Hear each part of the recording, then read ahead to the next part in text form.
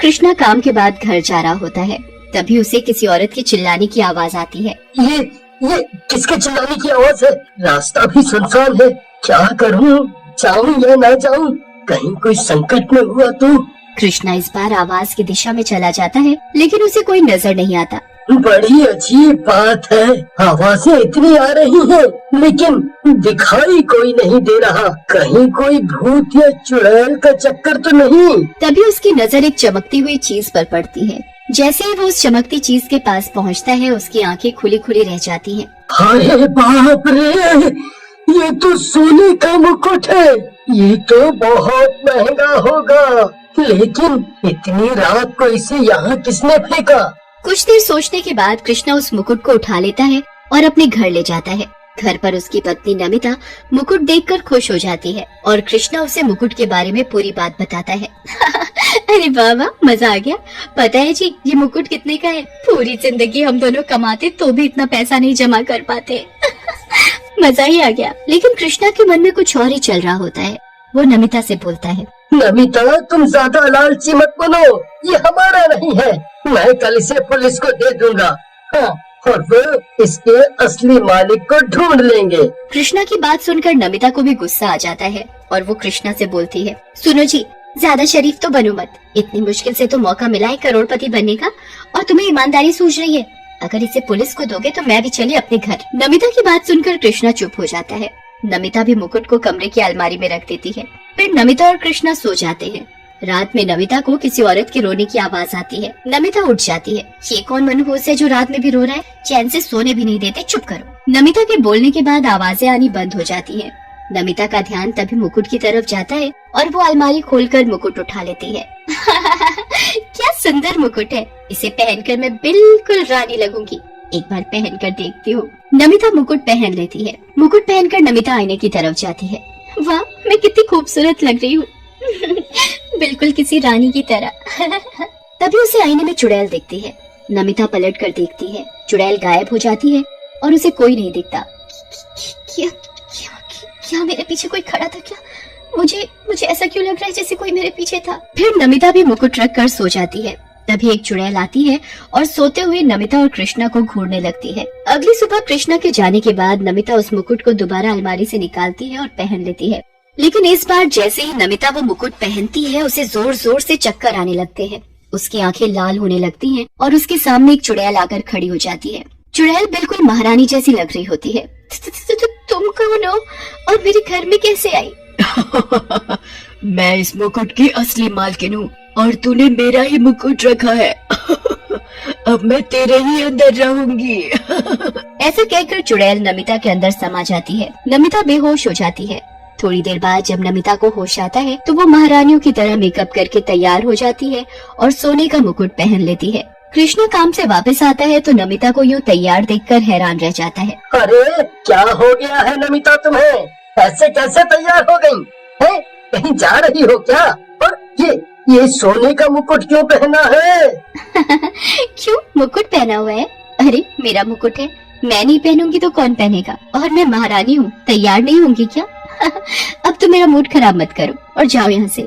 नमिता की बात सुनकर कृष्णा को गुस्सा आ जाता है और वो नमिता से बोलता है, अरे मूर्ख औरत, इतना महंगा मुकुट पहनकर घर पर बैठेगी तो लोग तेरे साथ साथ मेरी गर्दन भी काट देंगे, इसलिए ये मुकुट उतार कर रख दे।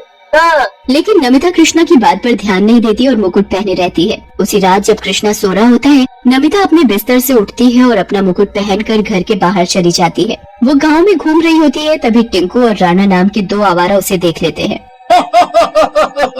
अरे राणा भाई, देखो क्या औरत घूम रही है, बिल्कुल रानी बनकर। ये तो हमारी रानी बनने लायक है। सही कह रहे हो टिंकू भाई, ये तो बिल्कुल हमारी रानी बनने लायक है।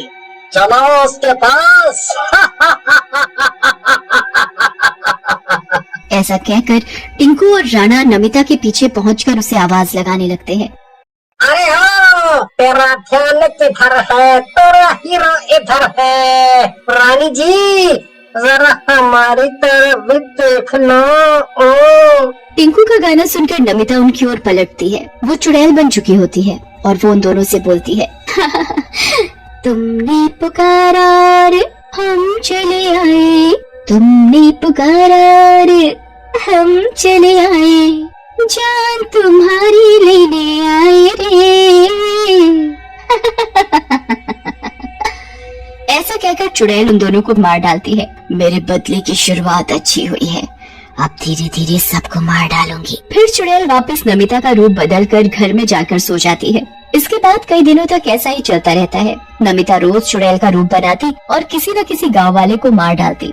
एक रात जब नमिता चुड़ैल बनकर गांव में जा रही होती है, कृष्णा उसका पीछा करने लगता है और उसे चुड़ैल के रूप में देखकर डर जाता है। अरे मर गया रे, मेरी बीवी तो चुड़ैल निकली। अरे मैं तो जीते जी विधवा हो गया। ये क्या हो रहा है? अब मैं क्या करूं, मैं क्या करूं? तभी चुड़ैल बनी नमिता एक गांव वाले को मार डालती है। ये देखकर कृष्णा और डर जाता है। ये क्या कर रही है नमिता? इसने तो गांव वाले को मार डाला। लगता है बाकी के गांव वालों की मौत में भी इसी चुड़ैल का हाथ है जो नमिता के भीतर है। मुझे कुछ करना होगा। हाँ, मुझे कुछ करना होगा। अगली सुबह कृष्णा जल्दी उठकर एक तांत्रिक के पास जाता है और उसे रात की सारी बात बताता है, जिसे सुनकर तांत्रिक डरता हुआ बोलता है। बेटा, जैसा तुम बता रहे हो, अगर ये सच है तो ये कोई बहुत बड़ी और शक्तिशाली चुड़ैल है। इससे निपटना मेरे बस की बात नहीं है। हाँ, मेरे गुरु हैं कालू बाबा, वही इस चुड़ैल से निपट सकते हैं। तुम उनके पास चले जाओ, लेकिन वो बहुत दूर रहते हैं। कितनी भी दूर हो बाबा, मैं अपनी पत्नी की जान बचाने के लिए उनके पास जरूर जाऊंगा। बस आप मुझे उनका पता दे दीजिए। फिर कृष्णा तांत्रिक से कालू बाबा का पता लेकर उन्हें लेने के लिए चला जाता है। उधर रात में जब नमिता चुड़ैल के रूप में गांव वालों को मारने के लिए निकली होती है, गांव वाले उस पर जाल डालकर उसे पकड़ लेते हैं और एक पेड़ से बांध देते हैं। गांव वाले छोड़ दो मुझे, नहीं तो मैं तुम सबकी जान एक साथ लूंगी। छोड़ दो मुझे। अरे वाह, ये सही है। चोरी और ऊपर से छीना जोरी। एक तो हमें ही मार रही है और हमें ही धमका रही है। भाइयों, मैं तो कहता हूँ इसे आग लगा देते हैं। मैंने सुना है चुड़ैलें आग में जल जाती हैं। सही कहा तो भाई, हम भी यही सुना हूँ। जल्दी से जला देते हैं इसे, काहे बातों में समय बर्बाद करना। गाँव वालों, रुक जाओ। अगर तुमने इसे जलाया तो इसके साथ साथ मेरी पत्नी नमिता भी मारी जाएगी। रुक जाओ, रुक जाओ। कल्लू बाबा को देखकर चुड़ैल हंसने लग जाती है और बोलती है। तू आ गया कल्लू। मुझे पता था कि तू कहीं ना कहीं मुझे मिलेगा। अब मैं तुझसे बदला ले पाऊंगी। चुड़ैल को यूँ हंसते देख गांव वाला बोलता है। चुड़ैल जी, आप कल्लू बाबा को जानती हो क्या? पर आपको इनसे क्या बदला लेना है? ये कोई बाबा बाबा नहीं है, ये तो पाखंडी चोर और हत्यारा है। मैं रूपनगर की महारानी रूपमती हूँ। इस दुष्ट ने खजाने के लालच में मुझे और मेरे परिवार को मार डाला और सारा खजाना लेकर भाग गया। तब से मैं इसे ही ढूंढ रही थी। लेकिन फिर तुम गांव वालों को क्यों मार रही थी? गांव वालों की मौत का तो मुझे भी एहसास है, लेकिन जितने भी गांव वाले मैंने मारे वो सब गलत और गंदे इंसान थे और उन्होंने किसी न किसी इंसान के साथ गलत किया था। चुड़ैल की बात सुनकर गांव वाले चुप हो जाते हैं और कल्लू बाबा को पकड़ लेते हैं। अरे, हम लोग पागल हो गए हो क्या? एक चुड़ैल की बातों में आ रहे हो? छोड़ दो, मुझे जाने दो। तब तक कृष्णा चुड़ैल की रस्सी खोल देता है। चुड़ैल आजाद हो जाती है और कल्लू बाबा को मार डालती है। कृष्णा, तुम ये मुकुट मेरे सर से उठाकर तोड़ दो।